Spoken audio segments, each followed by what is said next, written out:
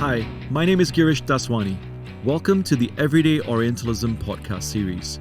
We're here to celebrate the 10th anniversary of Everyday Orientalism, a public platform through which students, academics, and citizens reflect on how history and power shape the ways in which human societies define themselves.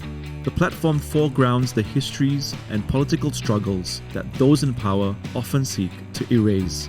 Defined by Palestinian-American literary scholar Edward Said, Orientalism is a Western style for dominating, restructuring, and having authority over the Orient.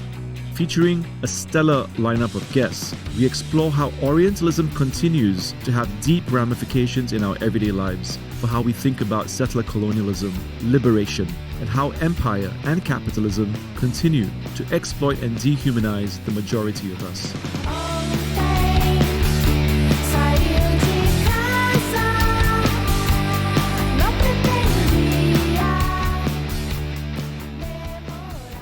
Hello, I'm Dr. Taylor Stark, the editor and producer of the Everyday Orientalism podcast. I'll be filling in for Girish for today.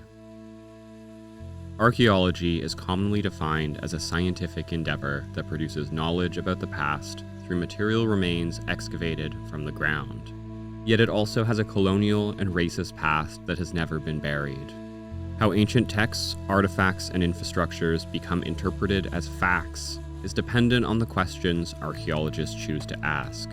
Far from being neutral, the decision to pose a particular question or to tell a particular story is inevitably a political one based on the agenda of desire.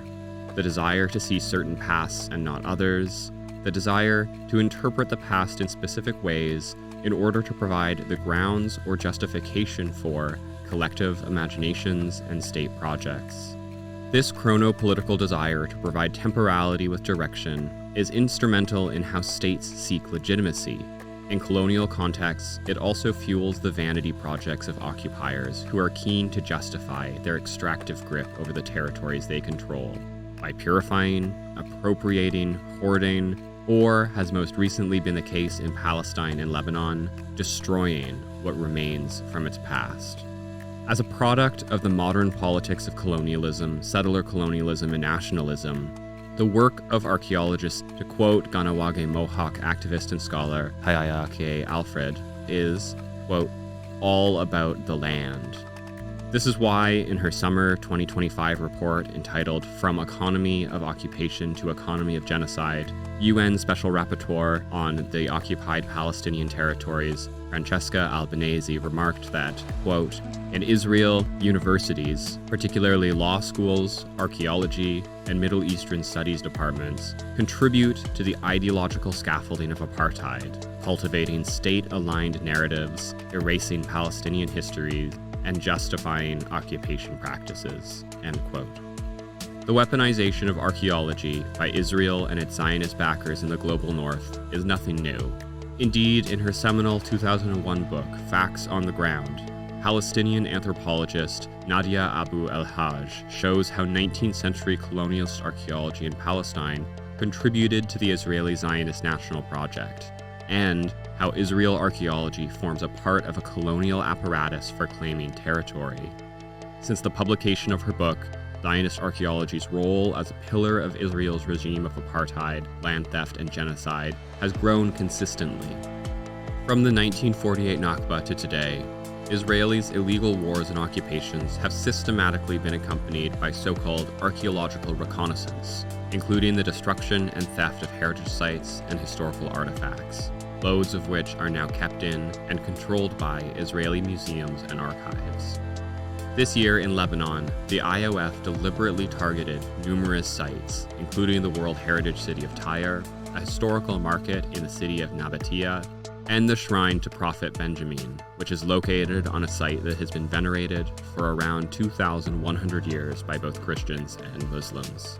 These memorial desecrations partake in a reoccurring pattern, whose colonial nature was violently expressed earlier this year when IOF soldiers planted an Israeli flag on top of the Crusader-era and UNESCO site of Beaufort Castle, which overlooks the Litani River. Later on, after the IOF retreated, a man was filmed on top of the castle as he threw the flag away.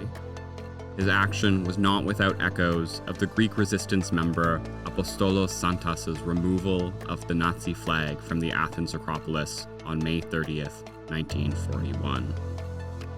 In their statement against damage to Iran's cultural heritage, the Society for Iranian Archaeology writes about the U.S.-Israel targeting of Iran's heritage in the spring of 2026. Quote, "Since the war on Iran began on February 28th, more than 130 registered UNESCO and national monuments and museums have reportedly been damaged, with more than 100 verified locations, not including heavily damaged historic urban quarters and unverified archaeological sites in bombed border regions."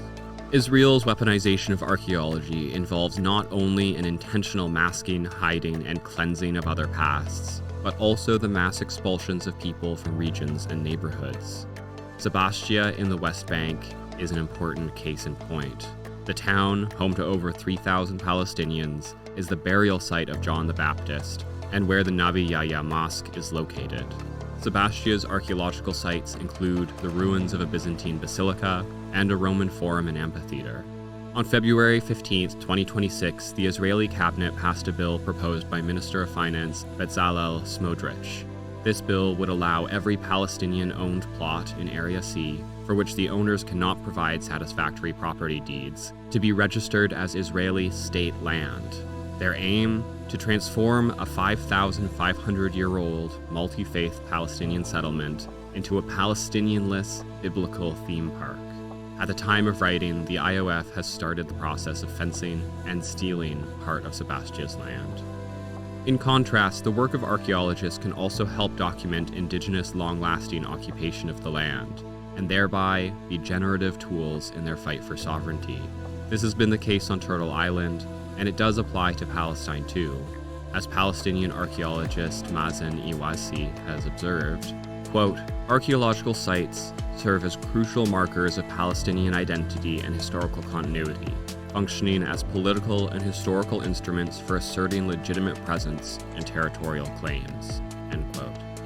It is not random that the epistemicide committed by Israel and Palestine, Lebanon, and Iran has systematically included the destruction of heritage sites and the purposeful targeting and even looting of these nations' ancient pasts. On the contrary, this is a purposeful and methodical assault on the memorial ties that link local communities with their land. In the face of such blatant war crimes, members of the archaeological and heritage establishment in the global north have remained silent at best and actively complicit with Israel's war crimes at worst. This is notably the case of the American Society of Overseas Research, of the European Association of Archaeologists, as well as ICOMOS and UNESCO, both of which have recently proved unwilling to name Israel as the perpetrators of attacks on Lebanese heritage. What is the moral duty of archaeologists in times like now? Can archaeology really be disentangled from its colonial essence? And if so, how can archaeology, and more broadly heritage, become a tool of decolonial liberation? Joining us today to unpack these questions are two scholars whose work epitomizes what the intersection between scholarly expertise and moral courage looks like. Welcome, Nelly and S. I'd like to first begin. Thank you. Could you introduce yourselves and tell us a bit more about the work that you do? Hello, thank you for having me. My name is Nelly Abboud. I am a Lebanese archaeologist and museum educator. I've worked in different museums in Lebanon and the Arab region. I am founder and executive director of Museo Lab. It's an organization that promotes cultural heritage preservation through hands-on activities. We work a lot with schools and universities. And my research interest is mainly focused on museum education, cultural heritage preservation, collective memory, illicit traffic, community engagement, and recently post-war heritage preservation, monitoring and mapping damage to archaeological and historical sites in Lebanon. Thank you so much. We're very excited to have you on. S, could you tell us a bit more about Archaeologists Against Apartheid? It's a decentralized organization. We don't have an organigram. We don't really have a structure.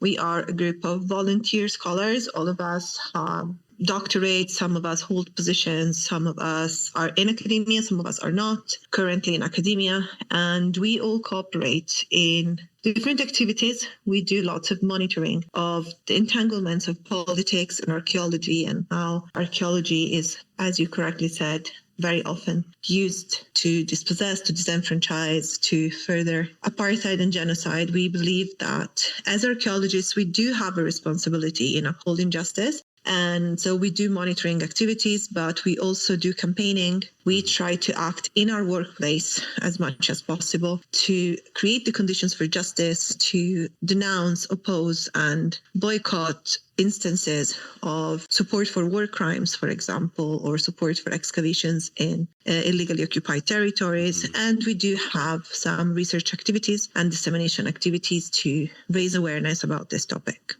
Great. Thank you so much. Yeah, I just want to say I really appreciate all the work that Archaeologists Against Apartheid has been doing. I've been following on Instagram for a while now, and all your campaigns have been very appreciated. You do a lot of great work. Both of you are very tied into what's been going on in both Lebanon and Palestine. I was wondering, first, sort of more generally, if we could talk about the recent destructions of cultural heritage that have been occurring in Palestine and Lebanon. What has been occurring on the ground most recently? So over the past years, we witnessed extensive destruction. And this destruction affected not only archaeological sites or historical neighborhoods, but also urban fabrics, religious monuments, archives, museums, cultural centers, public libraries, especially in the south and the Bekaa in Lebanon. And for example, 2 days ago, the surroundings of the site of Tyre, the World Heritage Site, were hit. And the area is very rich in old Roman canalization, burials, Phoenician ruins, and also a religious maqam called the Nabi Mashouk maqam. Unfortunately, we do not have eyes on the ground, so it's very difficult to be able to monitor, map, and document damage, direct or indirect, on the ground. The General Directorate of Antiquities, for example, who is in charge of all archaeological sites in Lebanon, they are understaffed, they don't have any human or financial resources. So it's super difficult for them to be able to document daily damage on the ground, especially that some areas were heavily hit and are currently occupied, so are inaccessible for us. And other areas are very dangerous even to go visit for, simple walk in the area is very dangerous. So it's very difficult, and what we've been trying to do as a group of archaeologists and heritage professionals, and also as part of Museo Lab, we were trying to do it remotely by looking at maps and satellite imagery. But also this is difficult because we are blocked from all high-resolution satellite imagery. And if we want to have a very good resolution images, we are paying a lot of money to be able to access it. So I'll give you an example. It's on a human level. Some local people from border villages are paying a lot of money for websites, international websites, to be able to just locate their homes and see if it was destroyed, yes or no, by the IOF. So unfortunately, the situation, we do not have a very full picture of it. But we know a lot of areas were heavily damaged, totally destroyed, bulldozed. And also some of these areas, especially in the south of Lebanon, the south was occupied many times before. And it was never well studied and excavated by Lebanese and foreign missions. So unfortunately, some of these areas we do not even have any information about. We surveyed some of them. We know that they existed, but we don't have a lot of documentation about these sites. Well, first of all, what Nelly said is really, really relevant and interesting, because the kind of targets and the very modus operandi of the IOF has been consistent in Lebanon now with what has been done in Palestine around the Nakba. So the targeting is directed to archives, to religious places that are places of aggregation, meaning-making places. So not only archaeological sites or antiquities, but in general, other cultural centers or centers of culture for the local people.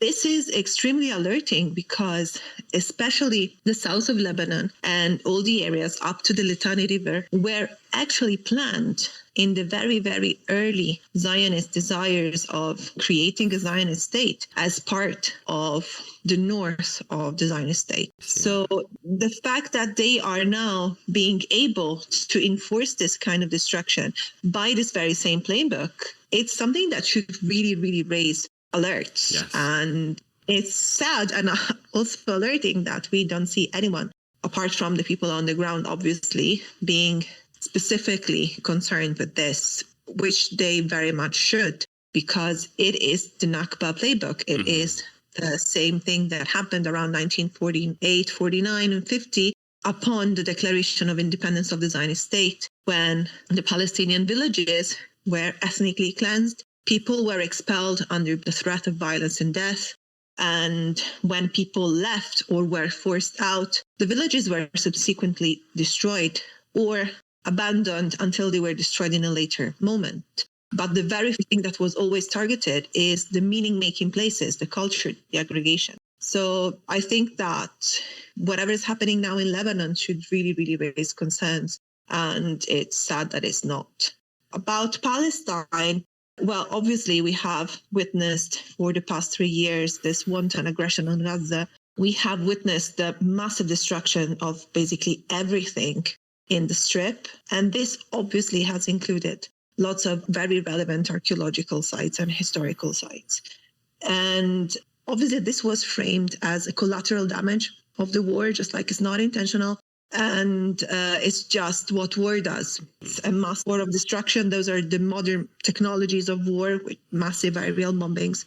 And so this is an unavoidable sort of damage in the narrative, which is really not, because all of those bombing campaigns are actually guided by artificial intelligence, but everything is based on satellite imagery and a very, very detailed knowledge of what is located where.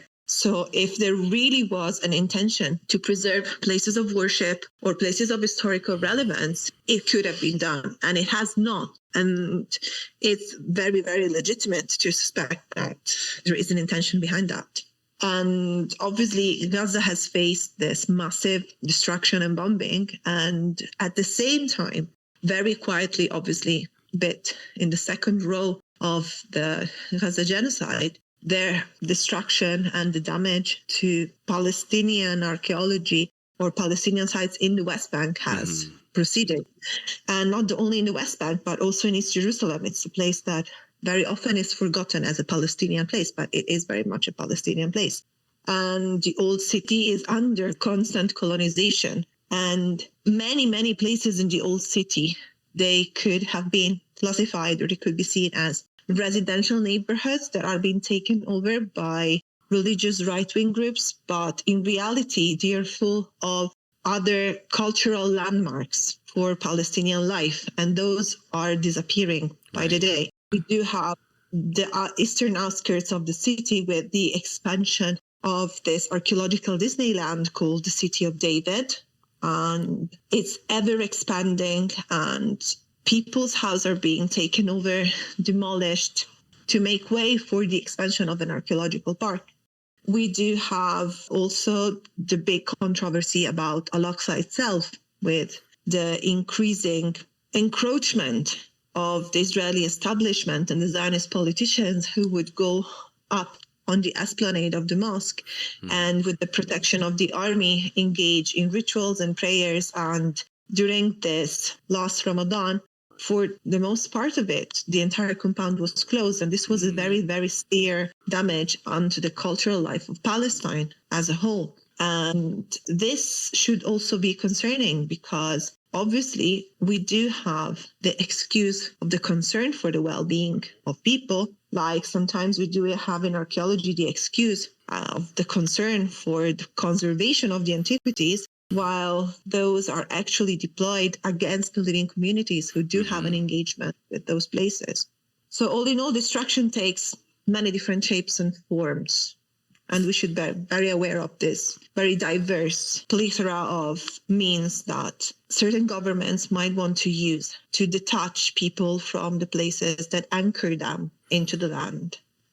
Yes, absolutely. Thank you. Especially the last point from what you're saying, it's very clear both that there seems to be a systematic targeting of not just antiquities, but also sites of important cultural relevance, as well as the targeting of archives and religiously significant locations. It's very important to highlight. It seems to fit into a broader system of erasure. We've kind of touched on this a bit already, but I perhaps want to more explicitly call out why cultural heritage might be an explicit target of destruction.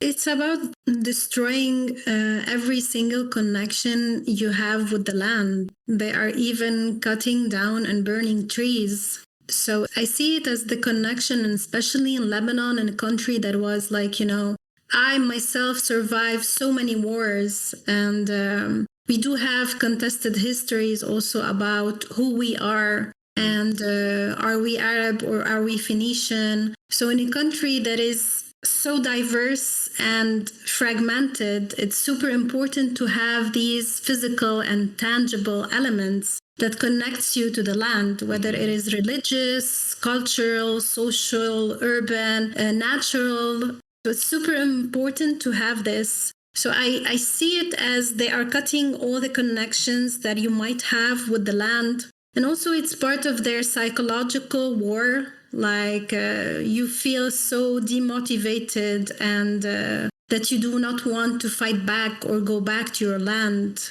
But also, like as said, once you erase everything and you start over, like you write different narratives, different historical narratives, and you can do whatever you want and nobody will stop you. So it is also like, unfortunately, and it's very sad to say, they are trying to do the same that they did in Palestine and the south of Lebanon. And unfortunately, we do not have like the means to fight back. And I'm talking about the cultural level, I would say, because we do not have, like most of the archaeologists and heritage professionals in Lebanon, they do not have the expertise, or they do not have enough information to be able to fight back culturally and in a scientific way. Like we do have studies from 1983, right after the Israeli invasion in 1982, that nobody ever saw in Lebanon, because also you cannot access so many like Israeli websites or foreign websites with Hebrew writings. So it's so difficult to access it, even to try and get information and understand the plan here.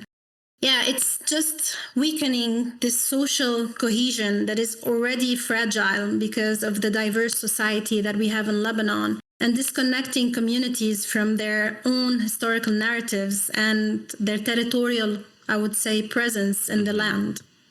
I think that Nelly covered pretty much everything. In the case of Palestine, probably society right now is a bit more homogeneous than it used to be around the time of the Nakba. For example, during the time of the Nakba, there was a slightly larger Shia population in Palestine than there is right now at the moment. So in general, the identity of Palestinians, the social identity of Palestinians, is a bit more homogeneous. The thing that really, really is similar is the connection with place. And that's something that is very, very crucial. Let's not forget that, especially in village Palestine or rural Palestine, but also in city life Palestine, all of those heritage sites that are being taken over or occupied or destroyed have been used continuously by Palestinian people in different ways over the centuries or even millennia. And this continuous use gives meaning to those places and gives meaning to the relationship with the land. The very fact of closing a place off and preventing that kind of engagement is a wound to a relationship that has gone on meaningfully for thousands of years sometimes. And this is something that is very, very important to note. The fact that we, let's say in Western academia, or the Western understanding of heritage and archaeology is mostly connected to musealization, the idea that you need to preserve the ancient through not engaging with it. You put a fence, put up a nice board, say do not touch. So you're prevented from engaging with the place, from doing things with the place, in the place, or with the antiquity itself. Whereas instead, especially in Palestine, the places have been used, reused, changed, altered, and sometimes very invasively, but no one perceived that as a destruction because this was the cultivation of an active living relationship. And instead, once even, let's say, the less hostile parts of the archaeomilitary complex, like as Nelly mentioned, archaeology and the military went hand in hand in this. Even if we look at what the conservationists and the archaeologists are doing, as far removed as possible from the military or the annexationist point of view, you look at heritage being closed off and subjected to a regime of permits. There are permits, like the ticket of access is a permit, and which is like the security permit that Palestinians do need to cross the apartheid wall, for example. And you basically treat heritage as something that should be sterilized, and you prevent people from using it. And this really does create a huge wound, and it creates a grievance, but at some point, unfortunately, it does create a form of disconnect. It does create a form of, well, what can we do? This is too big for us. We don't have the means for this. We might have different, more urgent problems than this right now, for example, when you have this generalized assault on life, and you have expulsions, and you do have demolitions, and you have the endangerment to a whole system of livelihood and life. At that point, caring for your heritage might lose its primacy or its priority. And at that point, it becomes so much more easier for heritage to be taken, appropriated, destroyed, or resignified, like given a completely different meaning that could be hostile to the people who have been using that heritage and felt that it was theirs for millennia. There are so many things in what you said that feel so meaningful. I mean, certainly speaking for myself as a North American who has worked in archaeology in the Mediterranean for more than a decade now, I really like what you said about the way that Western academia segregates the land so distinctly in this supposed sort of objective pursuit of preservation, while ignoring the fact that so many of these spaces continue to hold meaning and continue to remake meaning for people. I've become increasingly disillusioned by that objectification in my own work and in my own department. This, I think, neatly leads us into my next question, which in a minute, I'd like to dig in more into detail into the actual processes by which Zionist archaeology severs these connections between people and land. But more generally, perhaps I'd like to ask, what do you both see as the relationship between archaeology and power? What role does archaeology play in the formation of broader colonialist, imperialist, and capitalist projects? I can maybe talk about archaeology in Lebanon because it is seen as like an elitist domain. All the time it's a top-down approach and it's never about the people. It is supposed it is seen by the majority of Lebanese archaeologists and it is supposed to be neutral. But archaeology has never been fully neutral. So especially in Lebanon, in the context of Lebanon, I would say, because Lebanon was part of the Ottoman Empire, then under the French mandate. So archaeology in Lebanon is intertwined with empires, nationalism, colonialism. Until now, we do have many artifacts on display in foreign museums, in European museums, Turkish museums. So I would say archaeology is all about power. Who holds knowledge holds power over you. So if I am, as a Lebanese archaeologist or as a Lebanese, not capable of seeing these artifacts or studying these artifacts or interacting with the objects or the history of a site, it is this is not something neutral. It is political. It is a show of power. I would say archaeology can be and should be like a social science as a tool of resistance also, of rewriting history, especially in Lebanon. And as archaeologists, we do have a social responsibility to do that, especially when communities are obliged to reclaim their own histories and interpretation of the past. So we do have a history in Lebanon that was written by foreigners, that was written by colonial powers. It was never written by us, Lebanese.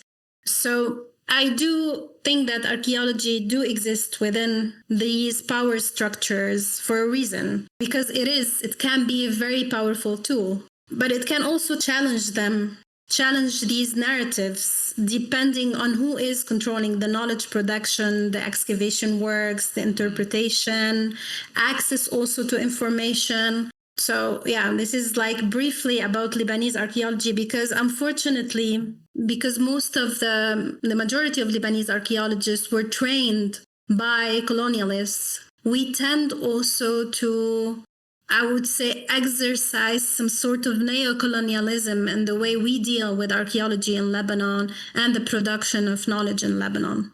Yes, absolutely. Thank you. I agree completely with all of what you've said. Even earlier, sort of mentioning the lack of access to satellite imagery as well in the south of Lebanon, it fits broadly into these questions of who controls knowledge and access to knowledge and the replication of these hierarchies. The only thing I would like to add, because Nelly has done an amazing job at covering all the bases, it's not something that is typical of colonized archaeology in colonies or former colonies.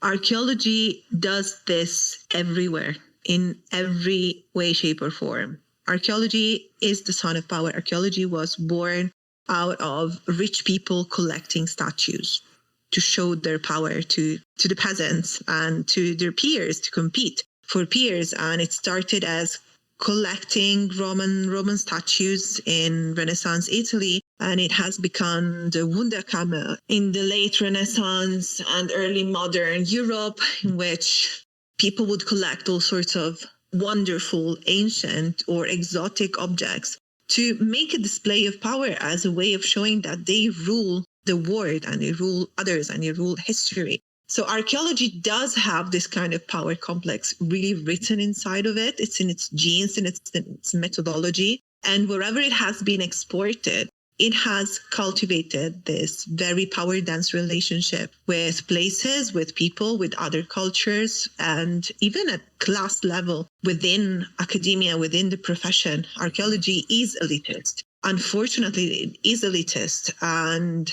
the structure of academia still preserves a massive class gap that is really requires huge sacrifices to breach. And it's not the sacrifice that everybody can just do because they want to. This is also a neoliberal narrative that, if you work hard enough, you're going to get what you want. And sometimes there are specific hurdles that are placed in somewhere to prevent specific categories of people from really climbing them unless you're willing to pay huge prices. So we do have a problem with class. We do have a problem with power. But this is something that archaeology does everywhere. It has always done it. It never needed to be distorted or violated or manipulated to achieve it. This is what archaeology does. It's her job. It's the job of the craft that tells you about the past and can tell you if the story that you tell yourself about the origins of your power is founded or not. Does it have material proof or not? Archaeology really had this boost with the 1800s because archaeology deals with stuff, material stuff. And in the 1800s, we do have positivism in science. So you do have this complex of, proving stories and demonstrating that your origin story is valid and sound as a way of convincing others of your power, your inherited right to rule, for example. And I just really want to make clear that this is not a problem of archaeology being deployed badly. This is what archaeology does. And it's a huge task to take this archaeology that we do have right now and make it into a subversive tool. It does have the potential, as Nelly said, but it's a huge task. And it requires, once again, the access, the funding, and the way of getting around the legal system that determines what archaeology can or cannot do, how it can act, what are its limits, who is authorized to operate and in which ways. All of those constraints that have been designed by archaeologists as well, not just by politicians, they do create substantial difficulties for whomever really wants to liberate archaeology from its own history and inheritance of instrument of power. You've so brilliantly stated many of my own feelings of unease with the discipline, how deeply archaeology as a form of control is not a bug. It's inherently a feature baked into the study. So zooming into specifics, then Francesca Albanese, in her 2025 report, called Zionist archaeology one of the instruments of the Palestinian genocide. We've heard how archaeology more generally is an instrument of power. So in the case of Israel, how does Israel weaponize cultural heritage and archaeology in order to shore up its own settler colonial narratives? In other words, sort of what do you see as the relationship between Zionism and archaeology? S, why don't we switch things up and have you start?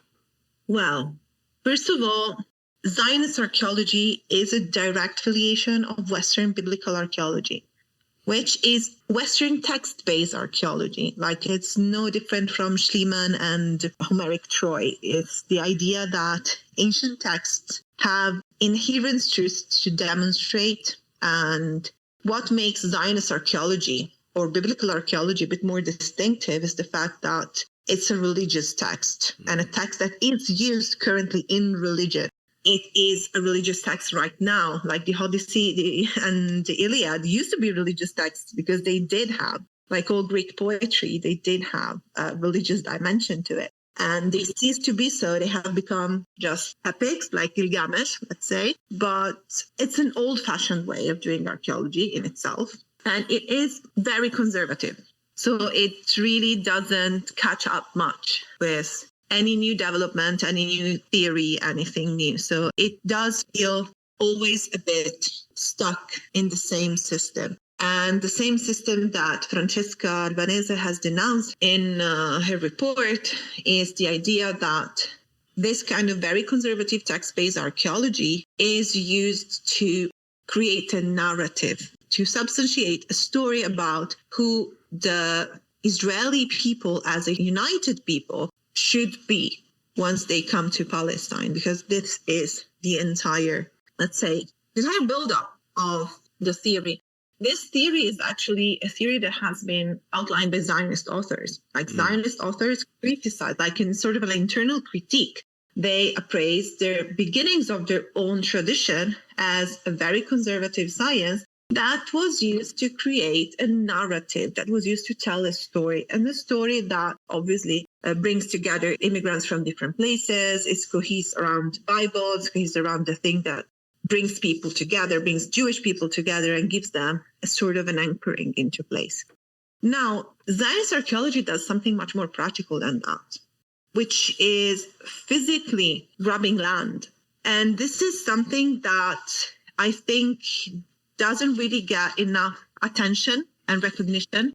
I do understand that Francesca Albanese's report had to cover lots of bases and had to cover a wide variety of phenomena, like what aids genocide. Archaeology is one of the things that aids genocide, but it's not just the cultural genocide. It is physically taking land off of people's feet. It's physically expelling people from their homes or their land. So archaeology in the Zionist state really does something very active and practical to support and aid and integrate the ethnic cleansing and the genocide that has been ongoing on the land. And Zionist archaeology began before the state of Israel. So it's not something that should be sanitized as a distortion that happened after the Nakba, or a distortion that happened in a specific time frame in which we have this very young state that really needs to assert its own presence, that really needs to build a community. This community building, this sort of dispossession started way before, started at the beginning of the century. And the waves of mass immigration from Europe of Zionist settlers, they came to Palestine to stay. They didn't come to visit. They came with the intention of building the state in the future, and they did everything, including archaeological research, to give themselves a state. I think that Francesca's argument is solid, but it should be expanded a bit more in terms of scope and in terms of time. It should really be paid more attention to how archaeology explicitly and practically can enforce genocide and can enforce the ethnic cleansing of Palestinian people from their places of residence. Nelly, would you like to add anything on how Israel weaponizes cultural heritage to shore up settler colonial narratives? In Lebanon, it is not maybe well settled as it is in Palestine. But unfortunately, maybe we are also like following the same, course of actions. I would say that like in the south of Lebanon, a lot of sites were illegally excavated by IOF.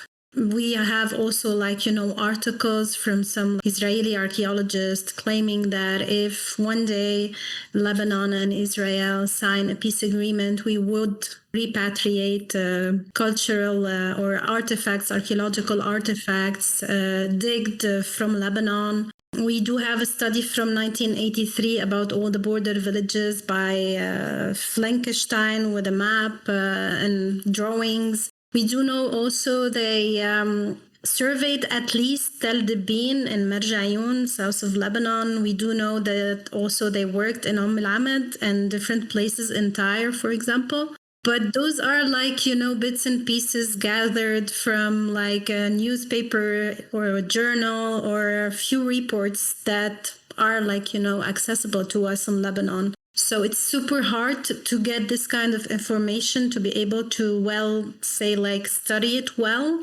and see if something changed over the course of so many years being under occupation or being under threat by the IOF all the time.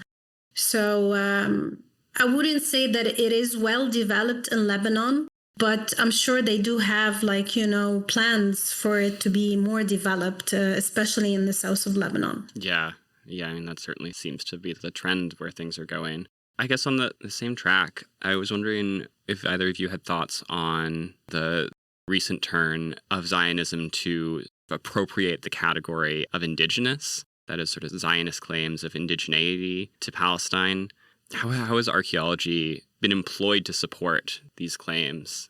Or is this a recent thing or? Well, this is a very recent term. Indigeneity has been a term with a mark of shame on it until the late 90s. In the 90s, there was a mass fetishization of indigenous culture and indigenous symbols. Anything indigenous used to be repackaged and sold. But then the real indigenous communities really led a fight for their rights and for the recognition of their own genocides and their own historical oppression. And they managed to get some recognition starting from the late 1990s to the early 2000s. And Zionists caught up with this around the 2000s. If I'm not wrong, the earliest that an Israeli politician or a Zionist politician used the word indigenous to describe the relationship of Jewish people with Palestine was around the 2000s.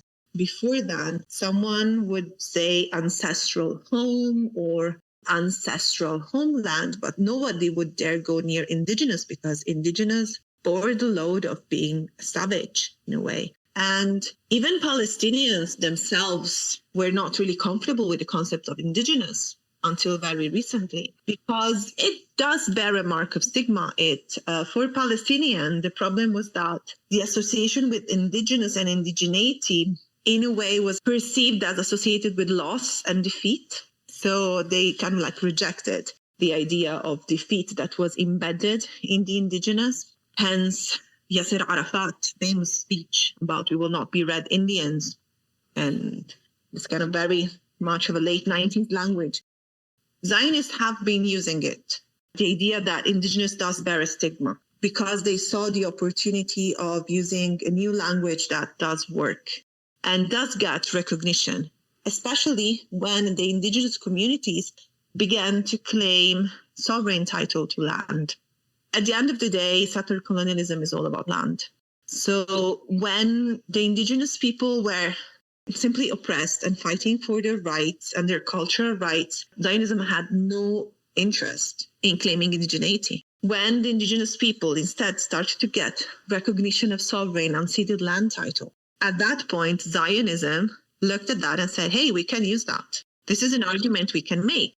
And archaeology does play a huge role also in the adjudication of cases. When it comes to recognition of indigenous status or indigenous sovereignty over a territory, it is used to determine the span of the territory of a certain indigenous group using material culture, for example, which is in itself problematic. Like all of the archaeology that revolves around indigenous recognition, the more it is Western-led, the less it is indigenous-led, the more problematic it becomes. So all of the instruments of recognition that have been used and have been then contested and then have been partially tweaked or changed with inputs from the indigenous community, like continuity with material culture, for example, the idea that you carry on the same material culture, the same way of doing things as your ancestors. And then looking at the spread of that material culture over a territory to determine what is your sovereign territory. This can work for specific culture, like the mostly sedentary cultures, but we do have lots of mixed culture or semi-nomadic culture or fully nomadic culture, which makes this a bit more challenging. DNA studies have been used, and they have been maliciously used very often to degrade certain groups of people based on the percentage of indigenous DNA, let's say, that they carried. So in a way, archaeology does have a huge stake in this, and it's not innocent at all. It has been obviously deployed to maintain the balance of power, to make sure that all of those recognitions of title and sovereignty remain lip service and they do not really go and impact and constitute grounds for full restitution and full compensation, because that's the thing that the modern state dreads from the communities that it has historically oppressed. And instead, we witness Zionism trying to use this argument to assert their own right to dominate. And the fact that they can use it so confidently and so, let's say, unproblematically, it is, I believe, the ultimate sign that they are not indigenous people in the land. They do not suffer the indigenous condition of being determined by the presence of a foreign dominating state that imposes their will on them through genocide and ethnic cleansing, which is what happened to all the indigenous communities on Earth. In talking about the destruction of cultural heritage, I'm wondering about we have these supposed international legal structures designed to protect cultural heritage. I was wondering what you think about the role of UNESCO in what's been going on. What is the role of UNESCO in protecting cultural heritage during times of armed conflict? How effective do you think it is, if at all? Perhaps, Nelly, do you want to take this one first? Wow, in my opinion, it is shameful. But I wouldn't expect more, because also UNESCO is political. Mm-hmm. Like if you go to the history of UNESCO, it is all political, and I wouldn't expect much from UNESCO. But in Lebanon, for example, World Heritage sites are not well protected.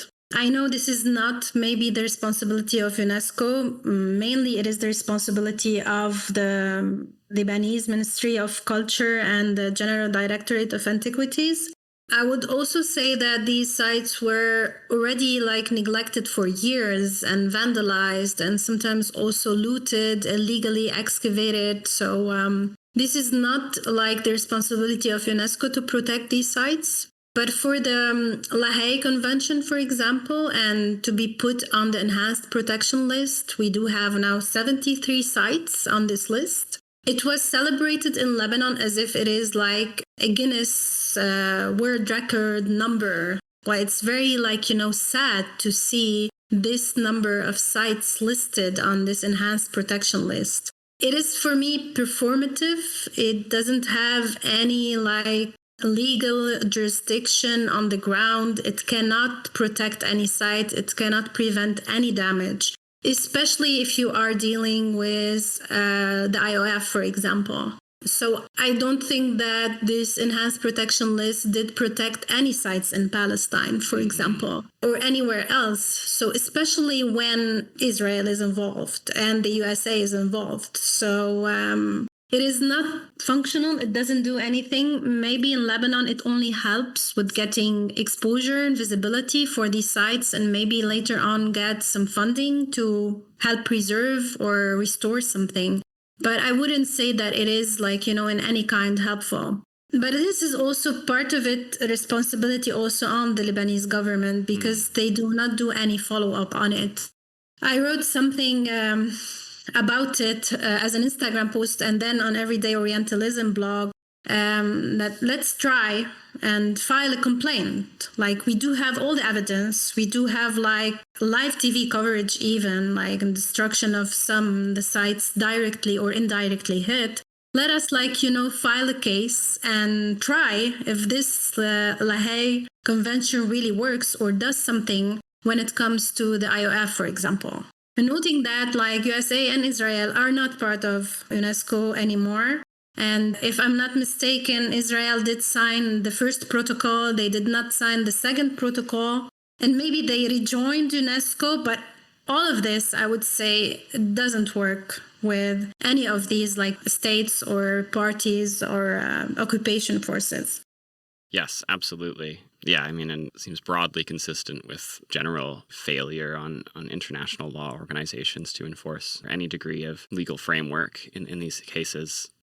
Would you like to respond? Yes. So UNESCO in Palestine did mark some small successes, but in terms of delaying specific projects of the Zionist state, for example, the Batir bit in south of Bethlehem, there is this very, very old village that has not only Roman agricultural terraces, but an entire irrigation system that dates back to the Roman period. And it's still working, it's still in use. So that place was being threatened by Israeli colonization, not Batir itself, but the valley in the bottom has also an Ottoman railway. And there was a dispute because the half of the railway that's by the village was filed as a Palestinian area, and the other side was Area C, our area under control of the State of Israel. And they wanted to develop a settlement there. So they said that for the protection of the settlement, they would have had to create this very ugly protection fence that would have eaten up parts of the land of the village, and it would have encroached on the terraces. And the state of Palestine created a huge UNESCO bid for this, and it managed to slow this project down and to put it on hold for years. And it's still not going anywhere. But they are absolutely not deterred. The success of Batir actually made it possible or thinkable for the people in Sebastia right now to, the Palestinian Authority is raising the bid for including Sebastia in the World Heritage Site list, hoping that it would work in the same way it did with Batir. But the difference is that at the time of the Batir bid, the US had not withdrawn from the UNESCO. They pull the trick every once in a while. When they're unhappy with something, they withdraw from UNESCO and they pull the funds, especially under Trump administration, because he believes that that's basically useless. So he keeps withdrawing from the UNESCO every time it goes in power. But when the Batir bid actually happened, the United States were part of the UNESCO, and Israel was too. So in a way, by way of public pressure, those plans were halted. Right now, I am a bit skeptical on the outcomes of this bid, even if Sebastia were to be included in the UNESCO World Heritage list, and with a final bid and maybe on the advanced protection list, that would not probably change much of the destiny of Sebastia. And in itself, as Nelly perfectly said, there is a huge issue states or governments like the governments of Palestine that are chronically underfunded, and they do have chronic budget issues. They don't really have the financial means. They are understaffed. They are underfunded. They don't have the financial means to carry on with consistent and strong projects of conservation and development and protection of heritage. So the thing that they can do is they can go for salvage operations, try to curb on looting, for example, try to curb on vandalism. But that's as much as they can do independently. And then they do need the UNESCO or foreign donors to step in. As long as UNESCO provides funds for projects, for conservation, for development, it is very welcome. But the UNESCO does have its own agenda. As Nelly said, it is a political entity. And the idea of World Heritage is something that does not fit with national liberation projects when you do have an occupation, because you're looking at a broader framework that tries to take heritage and say this belongs to everyone. And a group of oppressed people have been using that heritage for centuries and say, no, this belongs to us. The UNESCO itself has a framework that doesn't fit well with this kind of liberation projects. So it does have a role that is not universally accepted. It's instrumentally accepted within, as you correctly all mentioned, the constraints of the fact that it does not really have a separate power of enforcement. And the Hague Convention that Nelly mentioned can be applied in two ways. And both ways really are designed to be hard to go anywhere with. Like, you can raise your case, like you need to demonstrate the entire state's hostility towards a site to raise the case with the International Court of Justice. Or you can try to raise the case with the International Criminal Court, but you have to pinpoint one single individual who is individually responsible for destruction of heritage. This becomes really hard when you do have involvement of different organisms, like an army. Is the army company the state? Is the battalion the state? Does it represent the state? To what extent? Or do you have to go and demonstrate the individual responsibility of the commander who gave the orders, for example? Or difficulties like the ones you do have in Palestine when it comes to the problems with land grabbing and archaeology. At that point, you want to appropriate an archaeological site to do development, and you are up not against the state, because maybe the state is not doing anything as the state of Israel, but you do have the military/civil bodies that regulate the occupied territories. Is that the state? To what extent? You do have the developer companies. You do have those NGOs and those building companies. Are they private individuals or are they state? So this really, like, the framework itself is designed probably for another time in which you either had the state or very powerful individuals who could do things. The world after World War II was like this. You did have states or powerful, rich individuals. You didn't really have multinational, transnational corporations like we have right now. So at that point, I think that even the framework available has lots to do to catch up with the world as it is right now, to try to devise how to protect heritage or even people from those new legal entities that are not mentioned in international law. So nobody can really protect you from them. There's no framework for that. That's really interesting. Yeah, excellent points to bring up regarding broader transnational corporations, AI, where quote-unquote blame can be placed. I would also like to share like part of a discussion that I had with some of my colleagues regarding the World Heritage designation itself. As mentioned, also, it is problematic because what happens to sites under occupation? If it's like a World Heritage site, does it belong to the new state that occupied the land, or does it belong to the people? And this is like another discussion on another level regarding international law itself, because also it's a debate. It's an open debate. It's very problematic too. And this brings us back, because we did talk a lot about it, and we talked also with different, lawyers to try and understand all the legal matters of it. But also this brings it back to the people.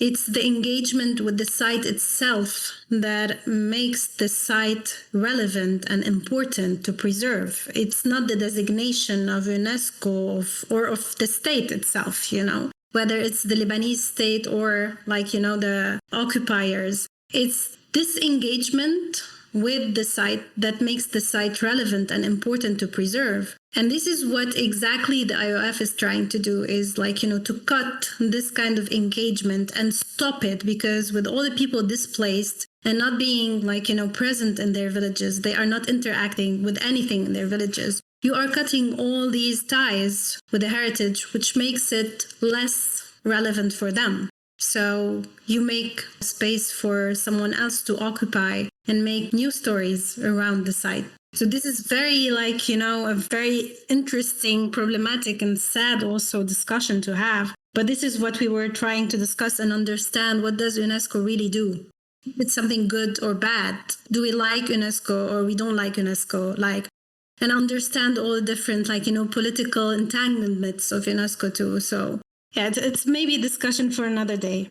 Yeah, I mean, if I recall correctly, too, some of the stipulations around UNESCO World Heritage Sites have some pretty strict regulations to maintain status that involve certain expectations of preservation or conservation or land use that I think often sever local relationships with that land, and kind of the same what we were talking earlier about archaeology as objectifying or preserving and distancing contemporary peoples from antiquity or from their past.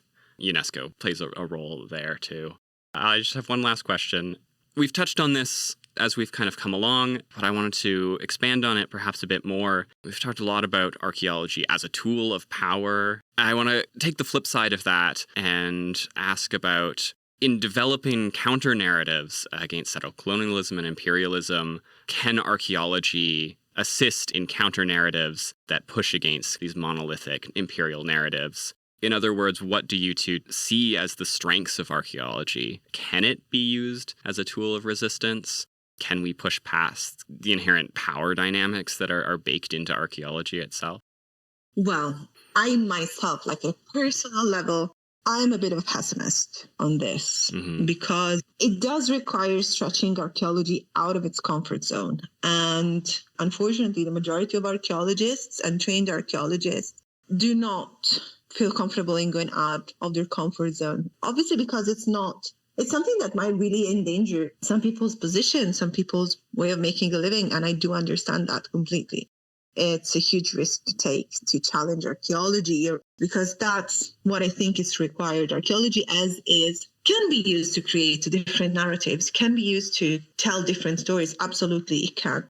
Can those stories on their own as stories compete with the big master narratives of huge settler colonial projects? At that point, it all boils down to who shouts the loudest. And unfortunately, big states, big project, big funding shouts always the loudest. That's where I think that's the limit. We do have, though, some positive examples and ways in which archaeology has been interacted with and used differently from South America mainly. We do have examples of indigenous ways of doing archaeology and imposing onto the governments and onto even UNESCO ways of dealing with the sites that fits them a bit more. With conflict, absolutely. With long fights, yes. We do have positive examples, so not all is lost. But I think that when we're talking about cases of very violent, very active colonization, like what we have in Palestine, what we have currently in southern Lebanon and in Bekaa, where you do really have boots on the ground. You do have armies and you do have bombings and you do have guns. And you do have a very highly violent conflict. In that case, archaeology itself, I'm afraid that looking at archaeology is a thing that can make a nice narrative, a better way of saying things, is not really going to support projects that needs to be projects of liberation. They cannot be projects of coexistence and peaceful coexistence until justice is made. There can be peaceful coexistence if there can be justice. Otherwise, it's going to be pacification, which is going to include very different forms of oppression, but still nevertheless oppression. So if archaeology wants to be a force for pacification, it can keep producing better narratives. If archaeology wants to be a force for justice, it really needs to be willing to go down a more radical road. There are scholars who are working on this, people who are daring to challenge. Some things are being physically done, especially, as I said, in South America. And I'm sure that some positive examples from Australia I've read in the past as well. A bit contested, but also Canada does have lots of people who are trying to do some good work when it comes to Indigenous engagement. There are positive openings, but a long way to go probably. Thank you. Yeah, I think I agree with agree with a lot of the pessimism that you put forward too. Nelly. Yeah, unfortunately, I agree too. Like, especially in Lebanon, where archaeology and archaeological work is underfunded, and we do rely a lot on foreign missions to come and work in Lebanon. And where there's big money, there is a very big agenda. So again, this is like they are gatekeeping knowledge, and we are rarely involved in any of this, like, historical rewriting of narratives. Maybe now, recently, like Lebanese archaeologists and heritage professionals are more involved in excavations in Lebanon, but still it's not enough. I do believe that we do have a role to play as social workers to provide answers and to try also to rewrite narratives maybe, or tell stories to the public and engage them more with their heritage, so we reach some kind of like better social cohesion, I would say, in the future. So we are not as divided as we are now, for example. But also I am pessimist, and I say that like nothing will change in the near future, especially with a country that like for the past 2-3 years is fighting war, is being destroyed by the minute. So I don't think archaeology is a priority now. All the funding might also go elsewhere. And if it comes, it will come with an agenda. We do have like, certain limitations that we cannot overcome all the challenges. A few Lebanese archaeologists are speaking out, are writing articles, are going against maybe the current trends, but it's not enough. We are few who dares to do that. Most of us are also like leaving the country to go and work somewhere else because we are not well paid in Lebanon. So it's very challenging also if you are the black sheep in your sector. Yeah, I would say it's unfortunately the future doesn't look good. For archaeology in general, it doesn't look good. I think I do agree on all fronts there, unfortunately. Before we wrap up, I have a final, very quick question. We ask all of our guests this. If there was a song that you go to get inspired, to help you keep fighting or to continue your work, what song would that be? I mean, a song or multiple songs, whatever comes to mind. Oh, wow. So this is the hardest question we ask on the podcast. Yeah, it is. I do have not just one maybe, but I have to pick something for Zaki Nassif, one of my favorite songwriters and composers, Lebanese songwriters and composers. He's originally from Mashghara, was under heavy bombing in the last few months, and there's a museum of Zaki Nassif there. I'm not sure if the museum is still there or it was demolished, destroyed, damaged. I have no information about it, but I'll look up one of his songs and I can share it. Oh my God, that's hard. I'm sorry. That's very, no, that's unbelievably hard. Can I skip this? If you were to ask me, the thing that reminds me of my motivation, the first one, it's a song from Sardinia, the traditional song from Sardinia that is also a revolutionary song from Sardinia, independentist song. Oh, the Sardinian folk song that I'm thinking of is called Procurare Moderare.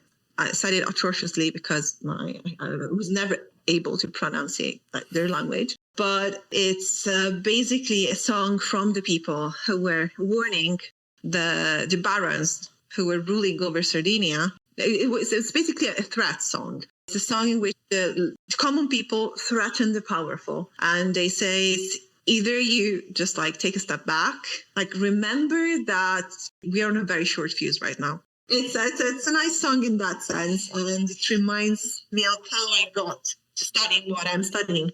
Thank you both. This has been a really excellent conversation. Just so many things for me to think about, for our listeners to think about. We really appreciate both of you taking the time to come be on the podcast. Thanks so much, and have a good day. Thank you. You too. Take good care.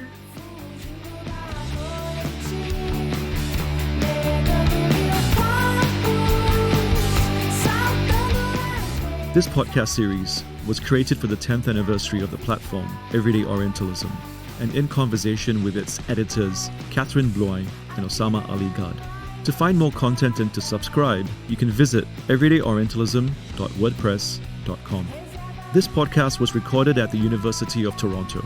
The land that the University of Toronto is on has always been Indigenous land. In 1827, the British King gave over 200,000 acres of Indigenous land appropriated by the Crown to the Anglican bishop to establish King's College. We wish to acknowledge that despite this history of settler colonialism, for thousands of years, this has always been the traditional land of the Huron-Wendat, the Seneca, and the Mississaugas of the Credit. Today, this meeting place is still home to many Indigenous peoples from across Turtle Island, and we are grateful to have the opportunity to work on this land. I would like to thank our research assistant Sophie Plotkin and our editor and producer Taylor Stark for helping make this podcast possible. Thank you for listening.